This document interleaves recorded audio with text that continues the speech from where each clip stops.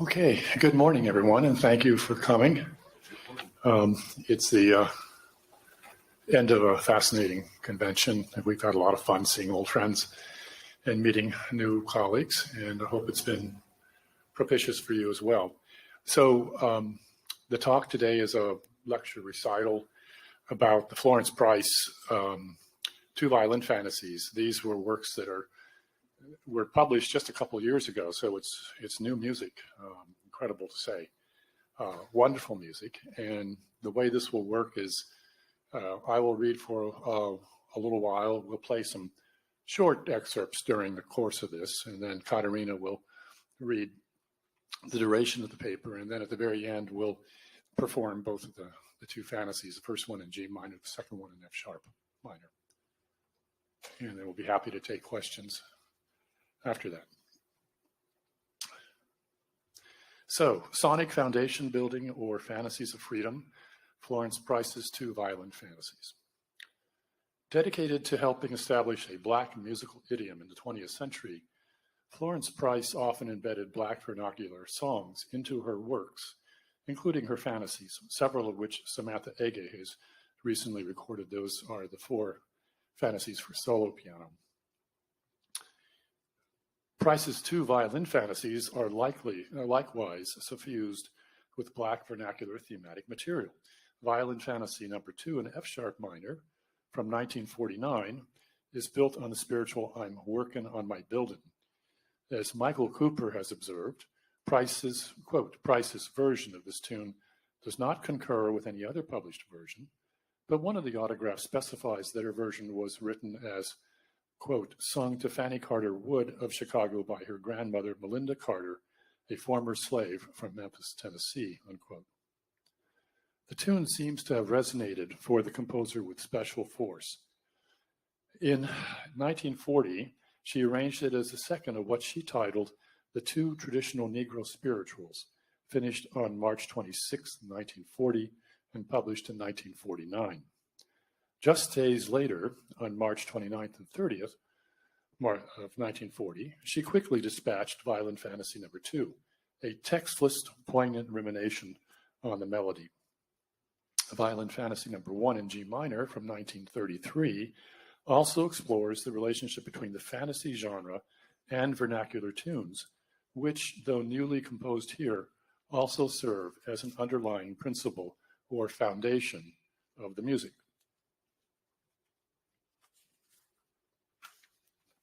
By exploring the two violin fantasies, her most important works for violin and piano, at the nexus of genre, vernacular elements, performative meanings, and symbolic meanings, we aim to build on what recent Price scholars have explored in investigating the rapprochement between African-American folk song and the European concert tradition.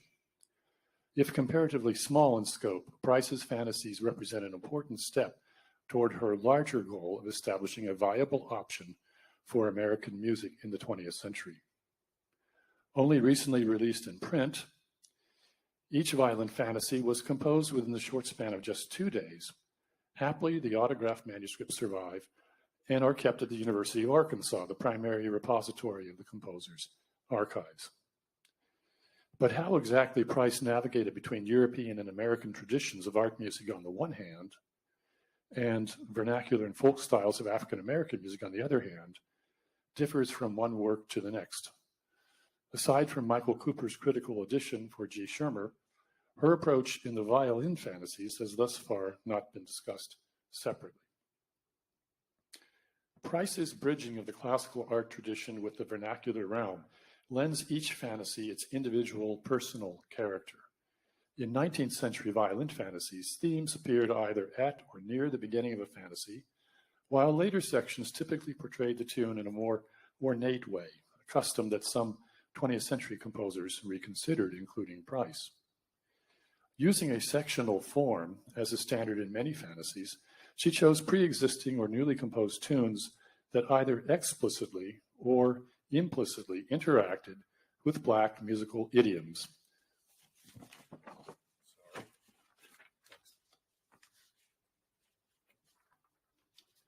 To anchor securely her music to an African-American folkloric heritage. In contrast to the 19th century virtuoso fantasies, Price's two fantasies do not move as explicitly from slower to faster, from theme to more ornate variations. Rather, glimpses of themes and glimpses of variations appear more freely. And we have slide 3. Yeah, okay. We may now turn to the first fantasy in G minor.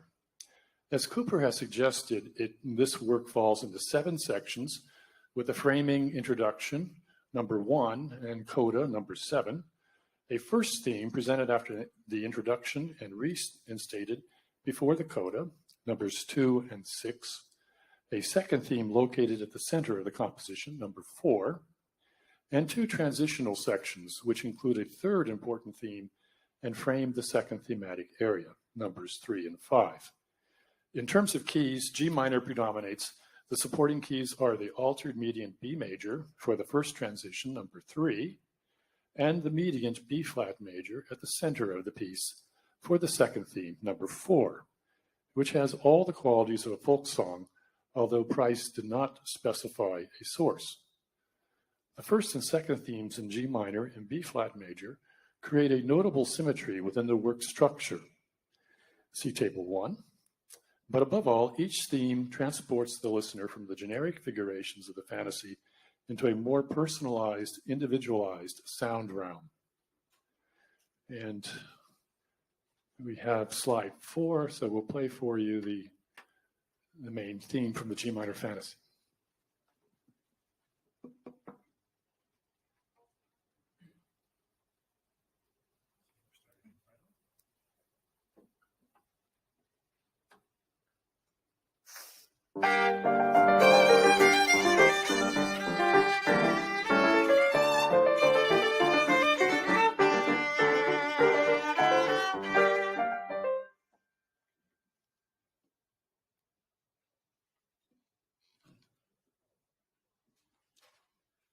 The G minor theme, measure 13, with its clash between on the beat and syncopated gestures, highlights the flat 7th scale degree F, thereby adding a folkloric modal touch. The first 8 measures of the theme consist of a descending pentatonic gesture in G minor, subsequently repeated on the minor dominant, once again conspicuously avoiding the raised 7th degree leading tone. The varied repeat of the theme, this time in the piano, trails off into a transition generated by the head motive with its characteristic lowered 7th. Noteworthy is the transition's premature turn to the dominant of B flat major. Not for some time does the mediant actually materialize. Instead, another theme in the altered mediant, B major, briefly takes center stage. Example 2.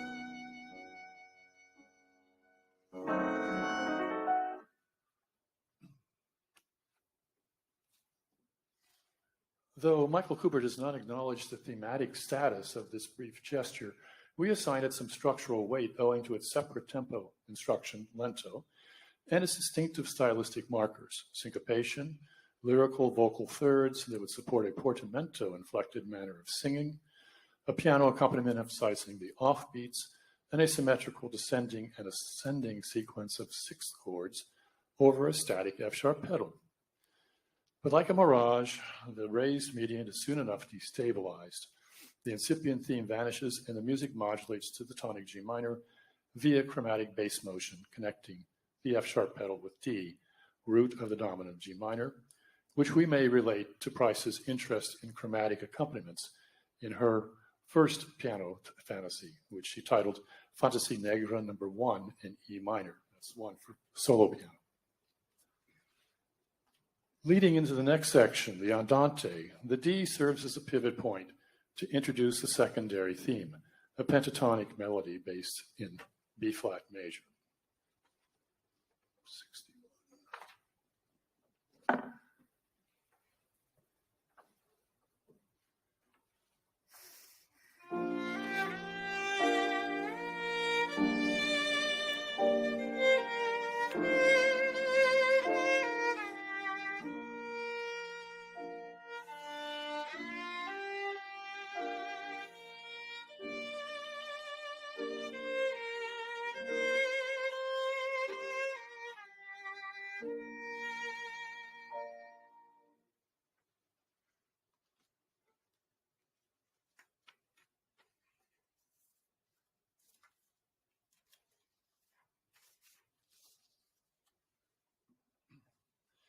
The 8-measure theme is repeated with modifications, but this restatement is delayed by an 8-measure excursion on the minor dominant, again with a lowered 7th scale degree, which plays with the defining short, long rhythm of the secondary theme.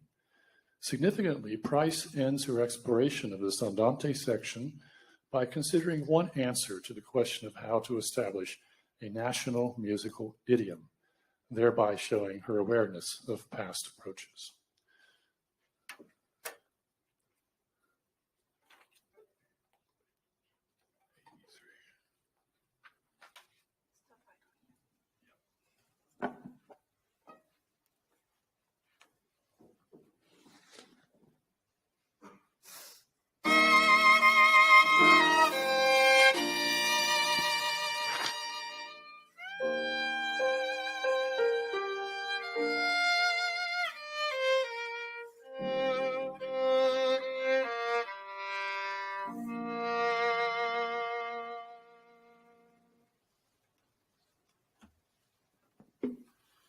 Now, in these measures, 83 through 88 of the Fantasy, we hear the motive C, B flat, G no fewer than 3 times in 3 different octave registers, alternating between violin and piano. The passage is remarkably close to measures 39 through 41 of the second movement of Dvorak's New World Symphony, premiered in 1893 in Carnegie Hall, see example 5, in which, as is well known, Dvorak was attempting to assimilate the qualities of African-American spirituals. And here is a relevant passage from Dvorak.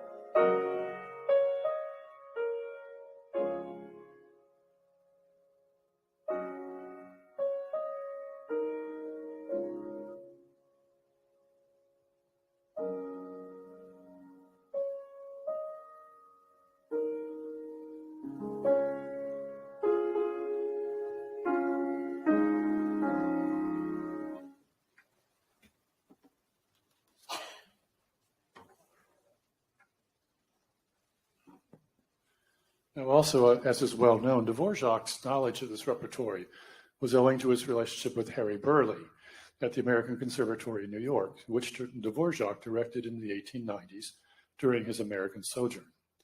In Dvorak's symphony, the relevant motive is heard 3 times. Admittedly, it is in a fixed register, though it is featured in 3 different timbres, first English horn, then clarinet, and then the violins. In effect, Price uses register as a way of providing variety for the restatement of the motive. By referencing loosely Dvorak's symphony, Price seems first to acknowledge the search for an American idiom, and second, and more importantly, proposes a different path than Dvorak that showcases African-American spirituals as an answer to a quest for that national musical idiom. After this Dvorak reference, allusion, Price brings back the transitional theme, which had first appeared in B major, and places it now in G minor, thereby referencing the sonata principle of resolving themes into the tonic key toward the end, a move often followed by composers of 19th century fantasies.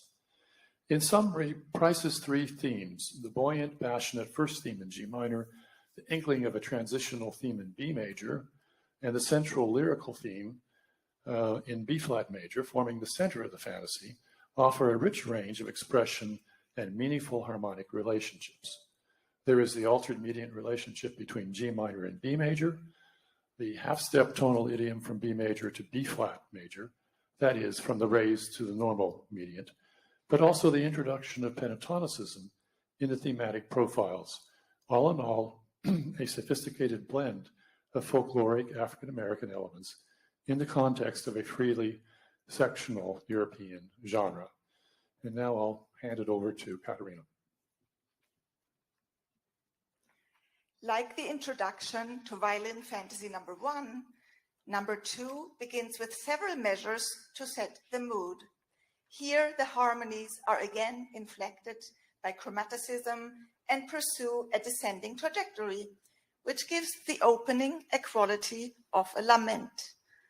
When the violin enters with the principal theme, it plays with a lowered 7th scale degree E, which also features significantly in the final measures of the piece. At the same time, though, other passages move the fantasy closer to the domain of European art music and its recent 19th century past.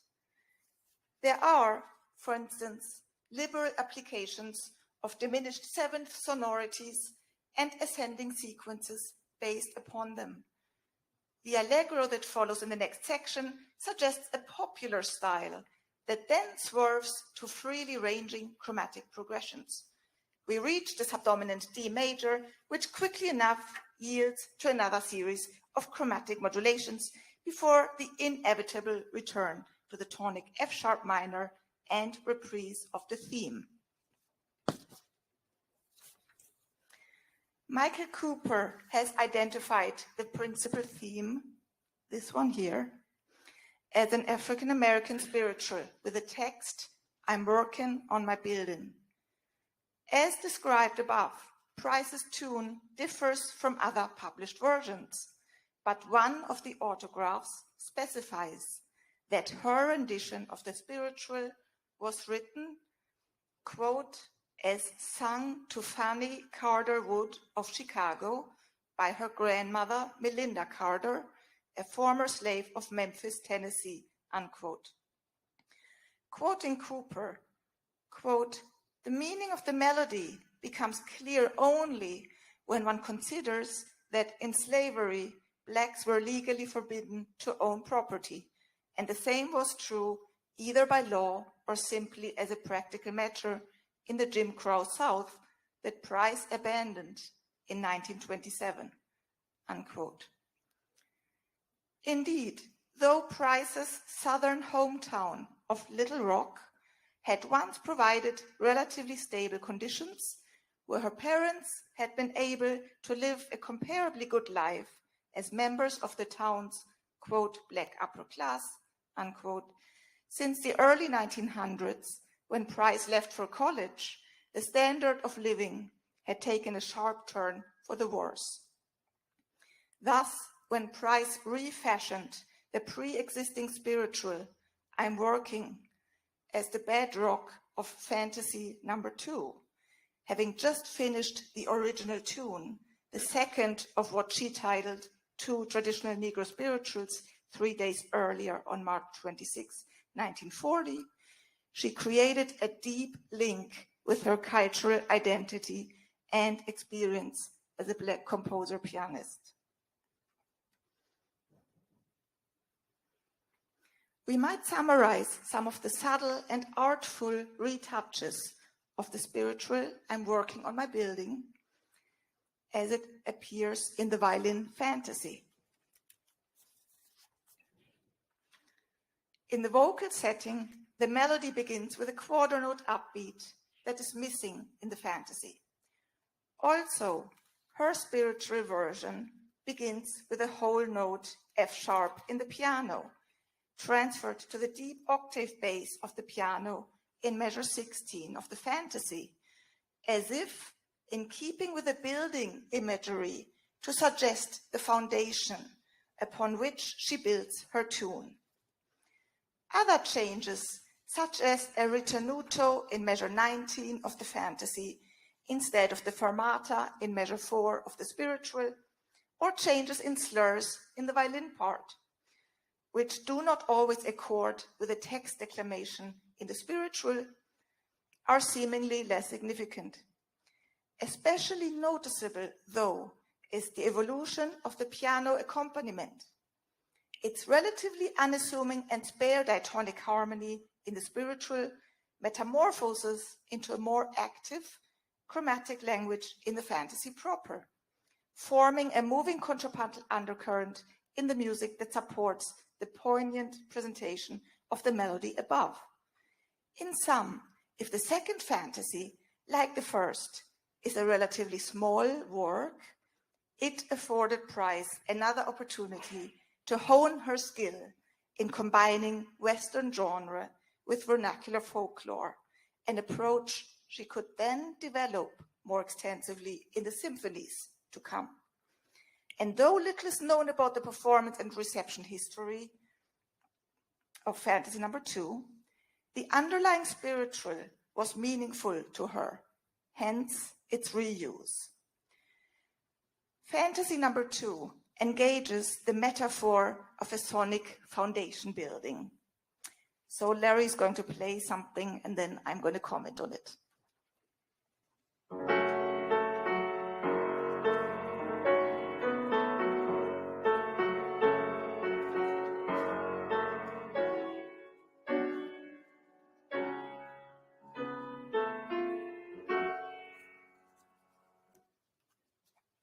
Yeah, so this octave bass that we that we have just heard, reminded us very much of this feeling of a foundation.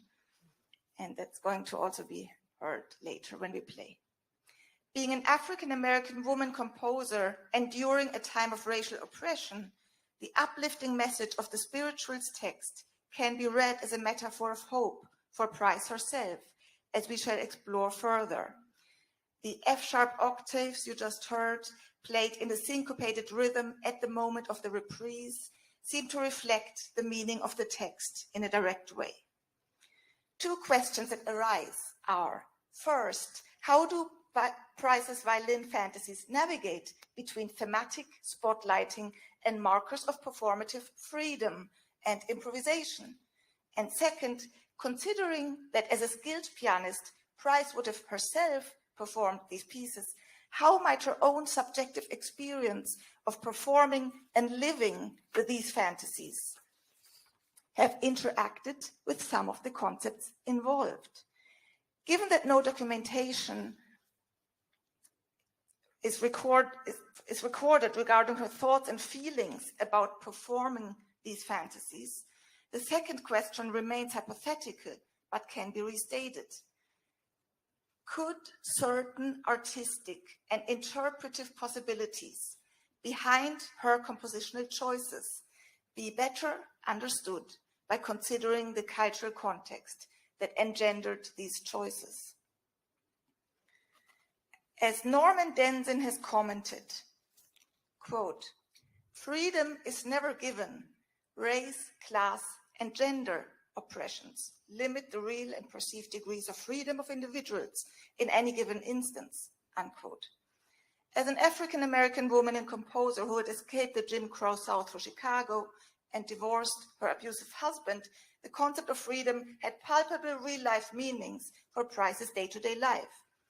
Indeed, as Brown, her biographer, describes, quote, "Issues of gender, class, and race were ever present for Black women in the first half of the century, and the inherent conflicts that were prevalent for professional women were difficult to reconcile. For this reason, Price maintained an active involvement in the National Association of Negro Musicians, NANM. It was NANM, and by extension, the Chicago Defender, which covered the activities of the Black community, both locally and nationally, that kept Price's name before the public for 25 years she resided in Chicago," end quote. For Price, writing fantasies afforded the contemplation of improvisatory musical freedoms in a way other genres did not. Originating in the Renaissance, the fantasy had been, quote, "an instrumental composition whose form and invention spring solely from the fantasy and skill of the author who created it," unquote. From the 16th to the 19th century, the genre tended to retain the subjective license, and its formal and stylistic characteristics consequently varied widely from free improvisatory types to strictly contrapuntal and more or less standard sectional forms. Terms such as subjective, license, fantasy of the author, and free, as well as improvisatory, all stood in tension with the genre's anticipated sectionality. As it happens, both of Price's fantasies negotiate the space between formal freedom and planning in their own individual ways. So let's look at some of these improvisatory freedoms. Violin Fantasy number 1 takes up the 19th century model with a nod to the Romantic age when, quote, the fantasia, like the slow introduction to a sonata allegro movement, a variation set, or a fugue, provided the means for an expansion of forms, both thematically and emotionally, unquote. Thus, Price expands her fantasy by beginning with a slow introduction, andante, which uses several markers that point to an ad libitum style. Tonally centered in G minor, the work's opening could have been composed by any other romantic violin composer, such as Saint-Saëns, Bruch, or Joachim. First, Price draws the listener attention to the realm of improvisation by composing into the violin part freely repeated, accentuated eighth notes on a single pitch in measure 2, which invite the violinist to linger here and there, taking more time on one eighth note than the other, thereby creating the impression of the music being composed on the spot.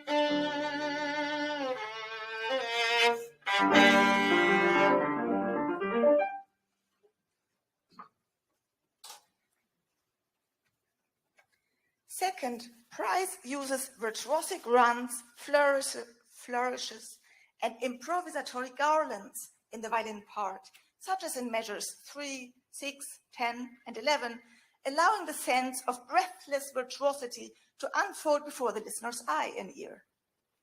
As the violinist decides in the moment exactly how fast to dispatch the descent marked accelerando in measure 3, how to distribute the notes of the diminished seventh flourish in measure 6, how to phrase the ascent with its expressive augmented second between B flat and C sharp in measure 10, and how to fantasize freely in the improvisatory spirit of measure 11, 14 notes, all notated under a slur with small note heads, that is, outside the counted metric contents of the measure.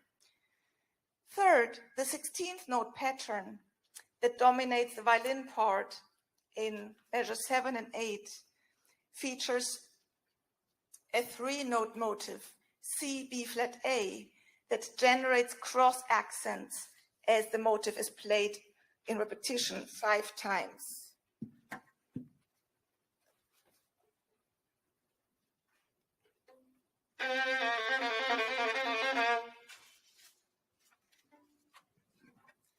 Nineteenth-century violinist composers, for example, Joseph Joachim in his cadenzas, often applied this type of figuration.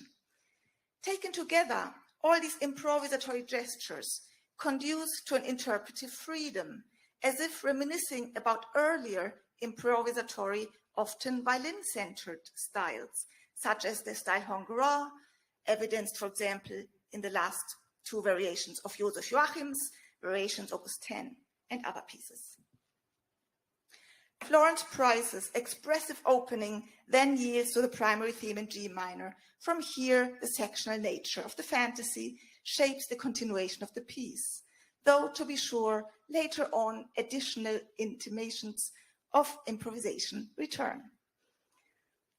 In the brief transition after the secondary theme in B-flat major, a compact section materializes that recalls earlier arrival on B major. The violin and piano enter in turn in a call and response pattern, with the piano beginning by proposing a trill on scale degree 5, supported by its double upper neighbor notes, lowered 7 and 6, F and E flat. The violin repeats this trill in descending gesture, and then piano and violin accelerate the surface rhythm, driving the music to a dramatic fermata on the dominant sixth, before proceeding to the repeat of the first theme in G minor. And in this dialogue, there's also a lot of improvisatory spirit present. As in the first fantasy, Violin Fantasy number 2 also contains improvisatory moments as well as striking vocal moments that call out for a text. In this case, we can identify it as the pre-existing spiritual, I'm working on my building.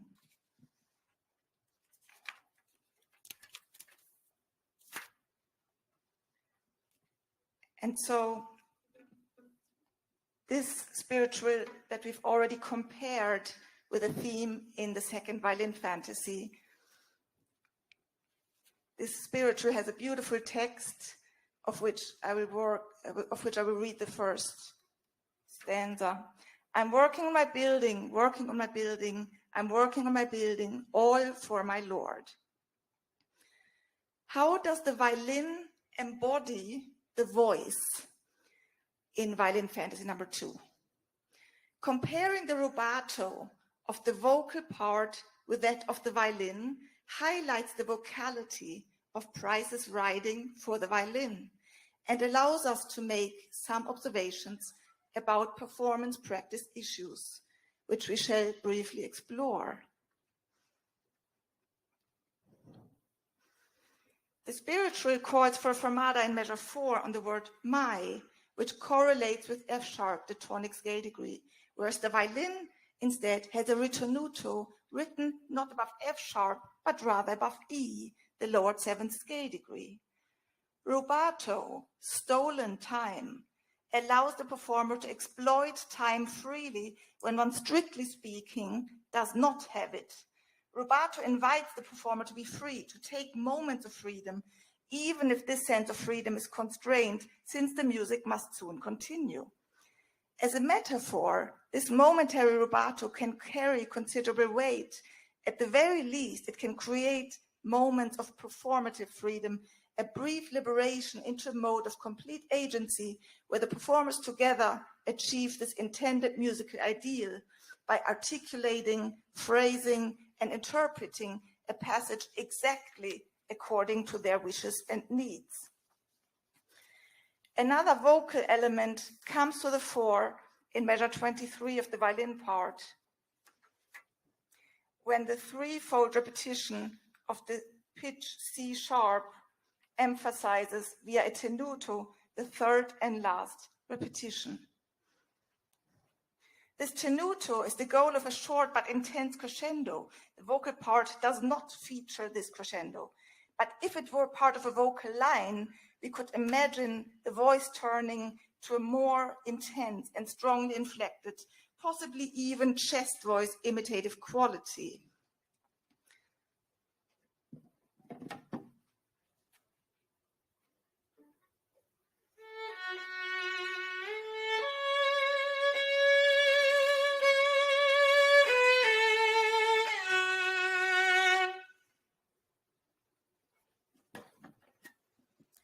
With the second appearance of the theme in F sharp minor, Price uses dynamics for expressive purposes and again for evoking a sense of freedom.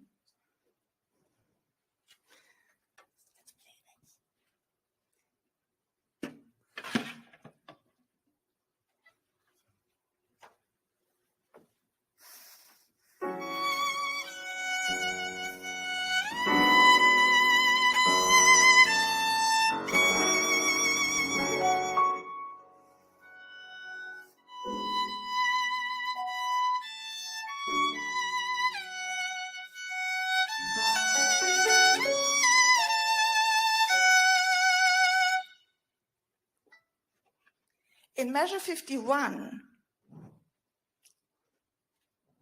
here. Price instructs the piano to roll the 2 half-note chords at the fortissimo level. The subito mezzo piano dynamic in the next measure, 52, needs to be delayed slightly in order to recede convincingly from that dynamic climax.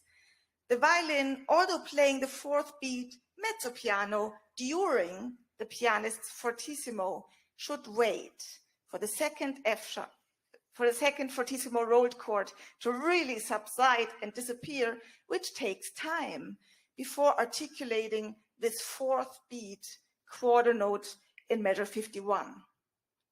So as we just played, I waited for a long time before playing this. Otherwise, nobody would have heard me. Once again, this moment of stretching time is full of potential, in effect an open invitation for performers. We might view such rubato moments as autoethnographic maneuvers based on self-reflection or personal experiences. Indeed, it is difficult not to ask how Florence Price may have construed this freedom as an act of self-reflection in dialogue with her own lived experience.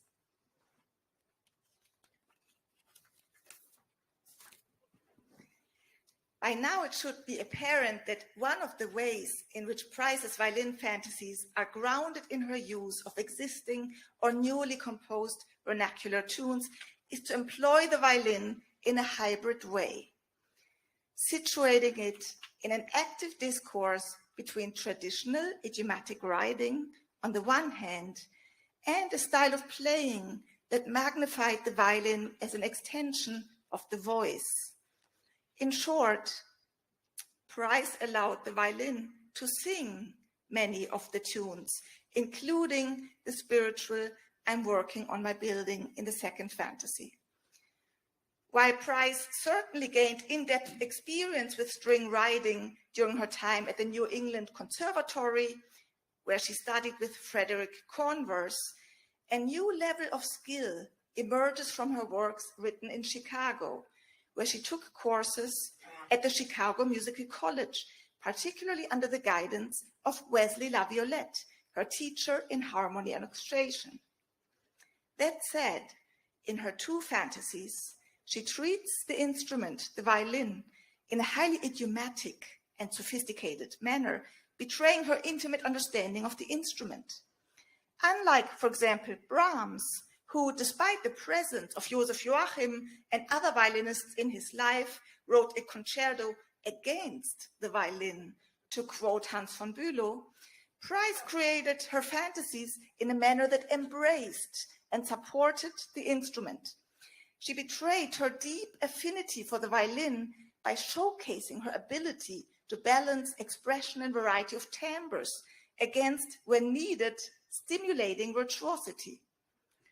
For example, Price shows an awareness of the 4 strings of the violin and the placement of the particular pitches, where they are located on the fingerboard, and how the placement of certain pitches allows for idiomatic techniques, such as broken 4-voice chords and other cross-string legato patterns. Thus, in measures 122 to 125 of her fantasy in G minor near the end, and in several examples of the second fantasy, we hear really comfortable, violinistically comfortable arpeggios that are just fun to play, and they kind of sound complicated, but they are very simple to play because she knew the violin so well.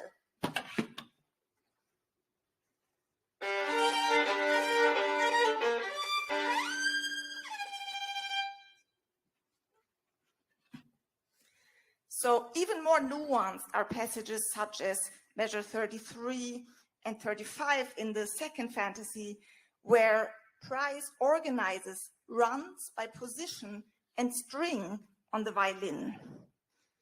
So in fantasy number 2, measure 35 and 37, she writes a succession of notes that a skilled violinist will play in this manner.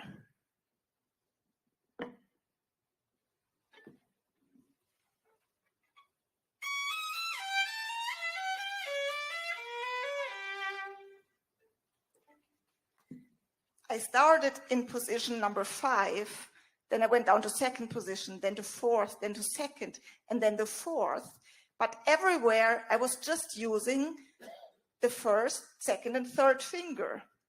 So first, second, third finger, first, second, third finger, first, second, third, first, second, third, first, second, third. So it might sound complicated, but it's actually very simple and comfortable to play. As this example also shows, the slurring notably does not align with these string and position changes. Nonetheless, the result is that the passage is actually comfortable, avoids large leaps and string crossings that would create a break in the music's flow. A similarly practical, easy to play and smooth legato strategy is evident in other measures such as 39, 43, 67 of Fantasy number 2. And there are plenty of examples that I could point out, but we'll move on and in a moment play both fantasies.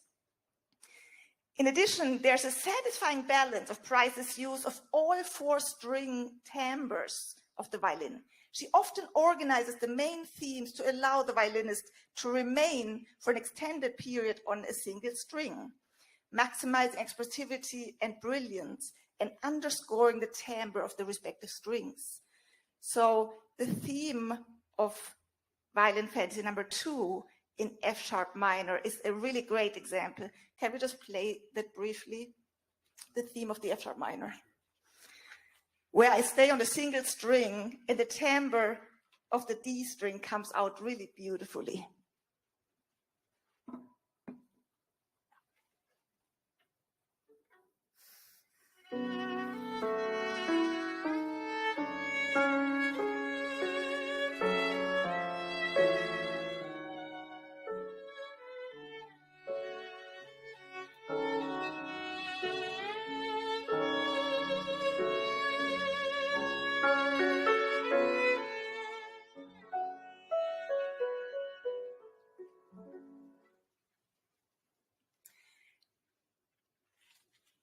Regarding the bow, Price exploits a range of idiomatic bowings: spiccato marked with dots and the instruction spiccato, flying staccato marked with dots under large slurs, and tremolo with both double and quadruple repetitions, which you will see and hear in a moment when we are going to play through.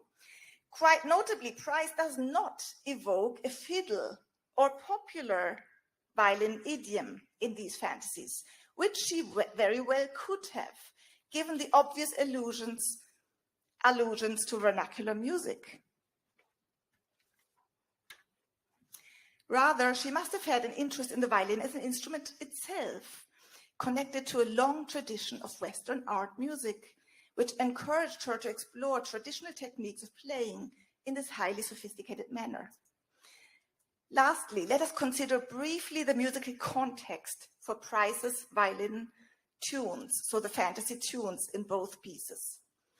Although Price references the sonata principle, both in the structure of Fantasy number 1 in G minor, and actually also in her Fantasy number 4 for piano in B minor, the sonata principle is definitely not the primary means by which she employs her tunes within each fantasy viewed as a whole. Price famously wrote about one of her compositional principles in her program notes for what she called the 3 little dances. Quote, "Rhythm is of preeminent importance. In the dance, it is a compelling, onward sweeping force that tolerates no interruption." Quote, "All phases of truly Negro activity, whether work or play, singing or praying, are more than apt to take on a rhythmic quality," unquote. Fantasies are not dances. But if we briefly consider her remark regarding, quote, "not tolerating interruption," unquote, and creating a, quote, "onward sweeping force," unquote, we may better understand her extraordinary skill in the violin fantasies.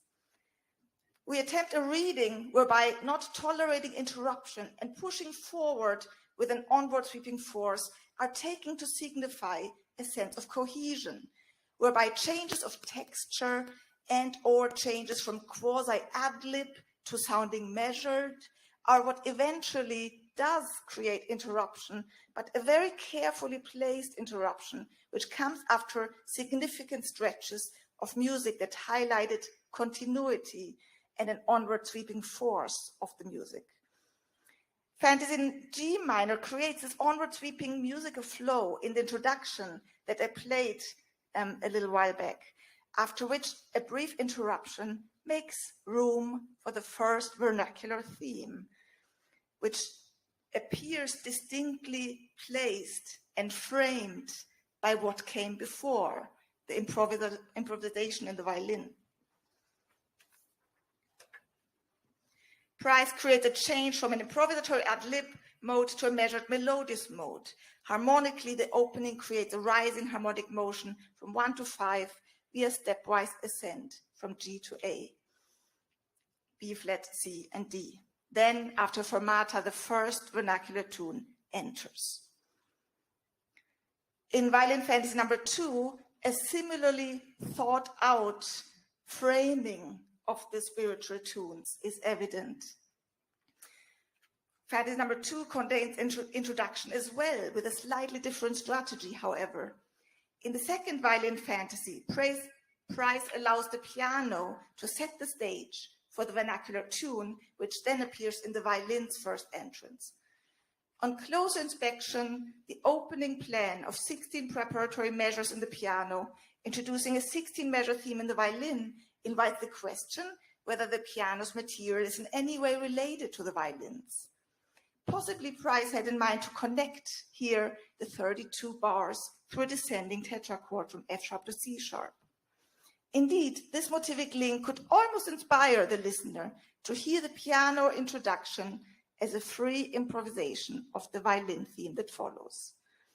But because the descending tetrachord as a motivic link is found only in the piano and not in the violin, and because the violin tunes present is so clearly the first thematic event, not least due to its link with I'm working on my building, the vocal spiritual, this opening overall supports the first reading. The piano prefatory material creates a timbral contrast to the voice in the violin that then delivers the message, the voice being the violin's presentation of I'm working on my building. By applying in both fantasies a nuanced treatment of interruption, that is, a break in change or texture or timbre after a long stretch of activity, Price generated an onward sweeping force, a sense of momentum that at once reinforced the cohesion of larger structural sections while promoting the listener's identification with the vernacular tunes, which are in effect powerful time-out moments, similar perhaps to the measured aria that follows after a speech-like forward-pushing recitative.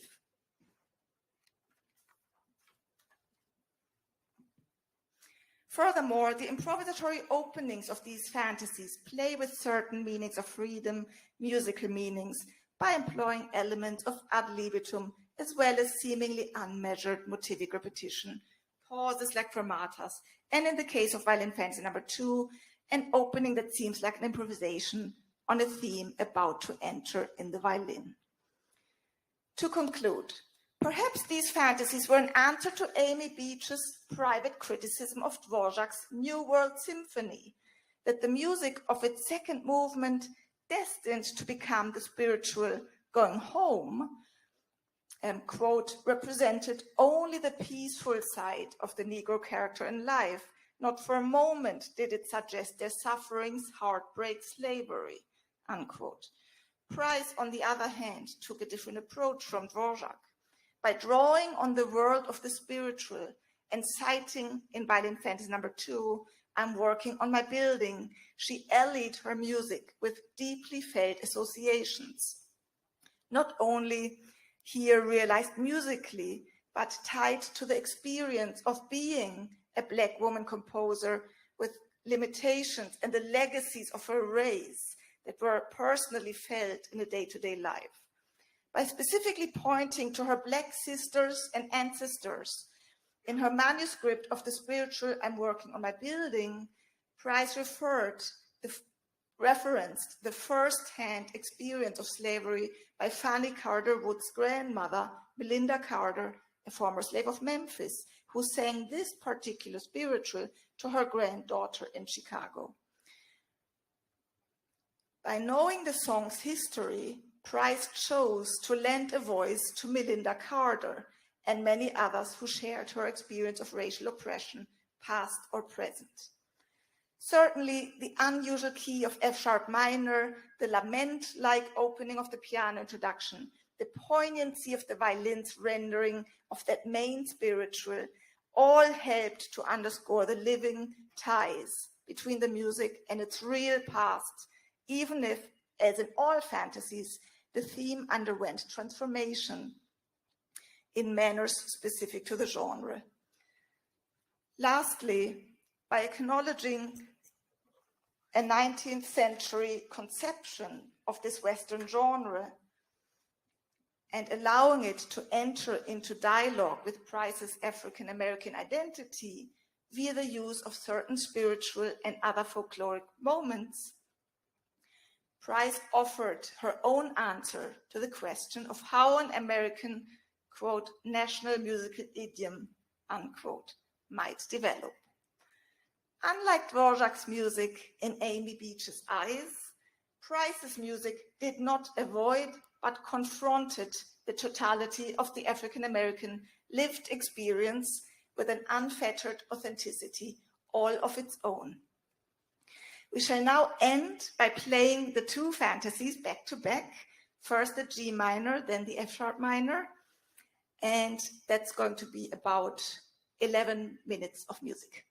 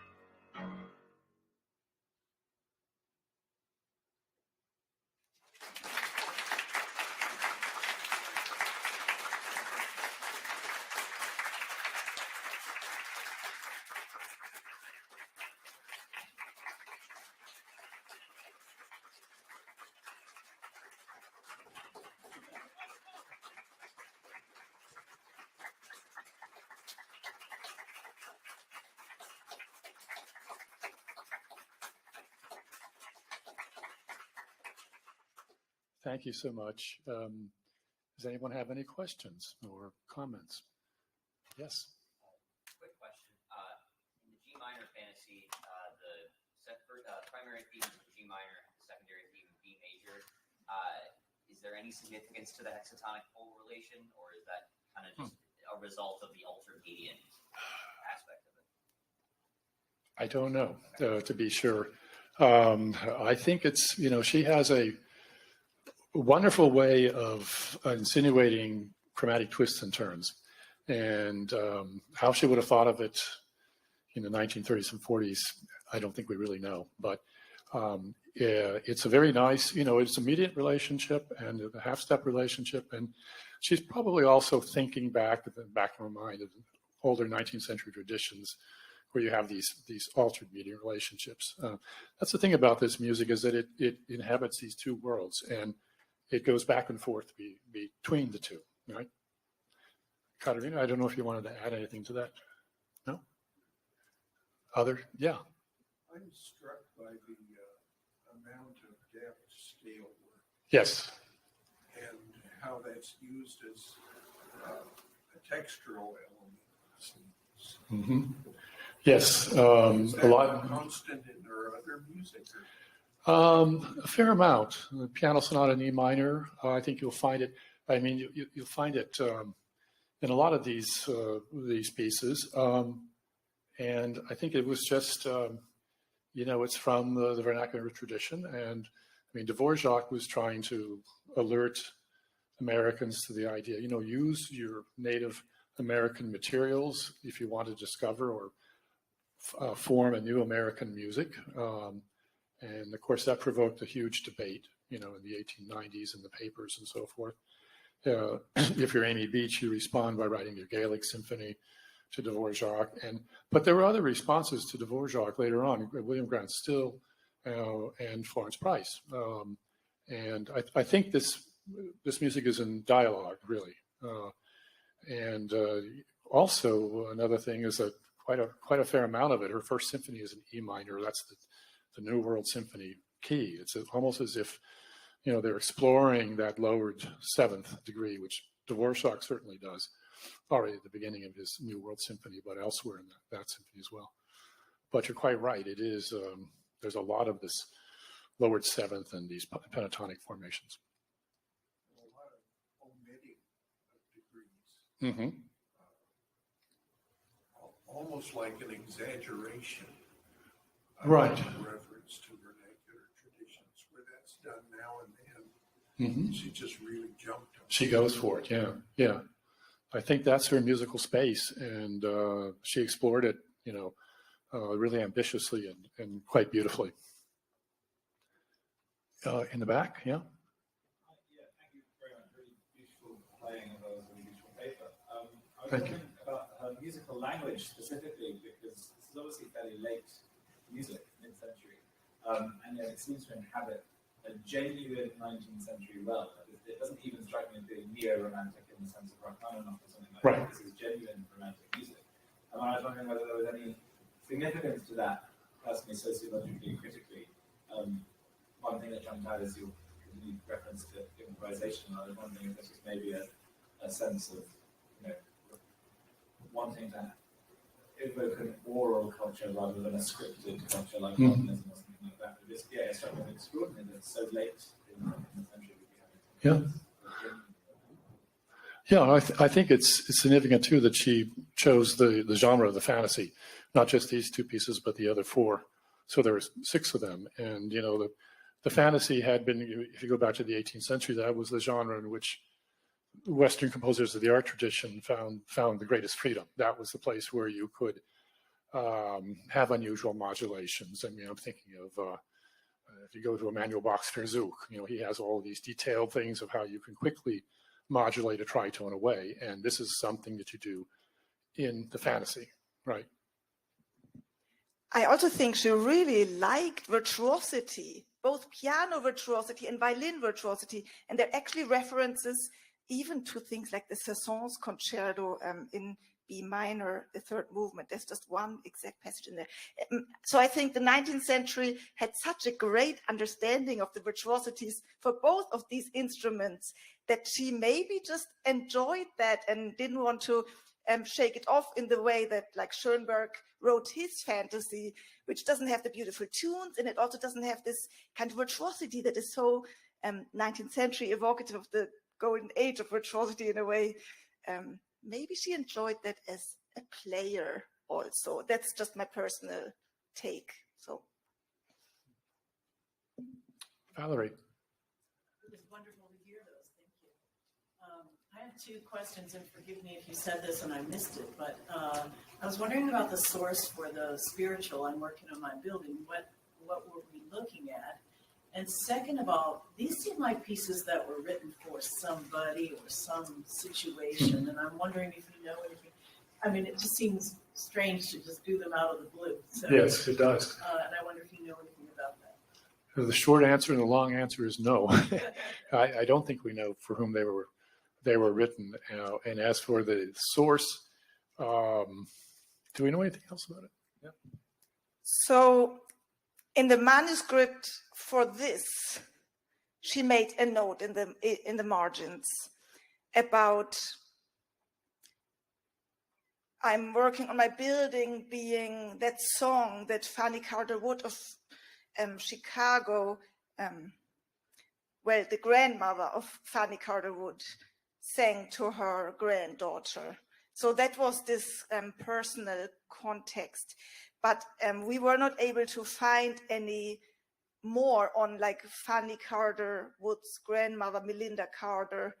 And we were not able to find more on this family of the Carters who are referenced particularly by name in the manuscript here. But that is exactly what you're saying, a personal reference to which there's much more, I'm sure, to be found out, because I really like what you said, that it sounds so personal. Yeah. So you transcribed this from the manuscript? No, this was published and edited by Michael Cooper for Schirmer just a few years ago, maybe 2 or 3 years ago. Yeah, both came out in the last 2 or 3 years, and apparently the manuscript of this has these interesting things in the margins in the archive at the University of Arkansas. So. Yeah, it's extraordinary that all of these manuscripts survived at all. You all probably know that a lot of them were found in a house in Illinois, and they could easily have been lost. And most of this, I mean, this is new music. It's really extraordinary. Other comments or questions? Yes, please. Thank you both for this wonderful lecture and performance. You have emphasized the degree to which the violin writing has a kinship with vocality, I guess. And then given the text and the spiritual, I'm wondering if we can think of this music as a form of rhetoric.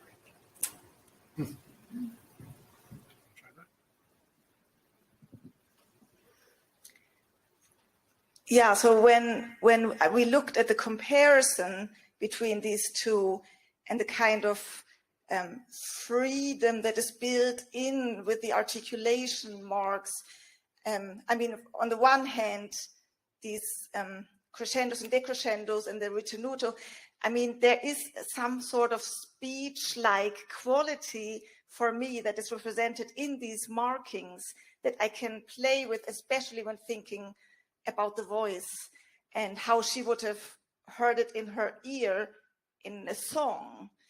And so that kind of evokes for me this speech-like quality, but in a more specific rhetorical way, we would have to go more into the details for that.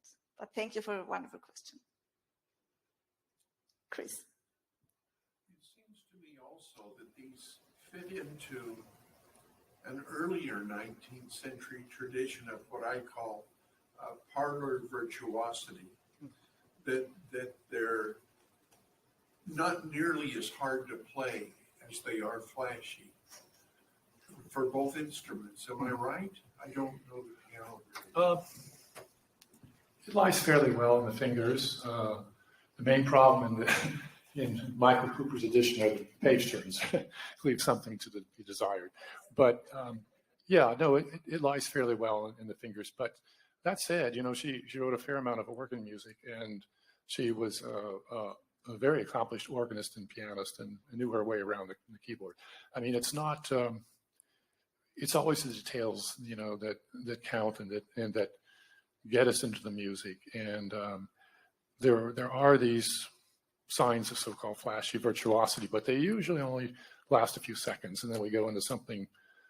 Well, I won't say more substantive, but more grounded thematically, and that sort of thing. Criticizing that. Yeah. Was thinking of that as sort of Or their tradition. a home of a lot of parlor music that wanted to do that. I think that's fair to say, and I think we see some of that in her piano concerto as well, signs of that. I don't know if you want to. Do you have some particular parlor repertoire that you can point us to? Parlor music repertoire? No, I remember a lot of this for reasons, strange reasons. I was just reading through collections of sheet music organized by ear. And in sort of the 1830s, 40s, 50s, there was a lot of this big sound that was very home from people I've never heard of otherwise. Wow, it would be really interesting to explore this connection to parlor music. Another question somewhere? Did I miss anybody? Okay, well, we thank you very much for your attention. Thanks again for coming out, and safe travels home, okay?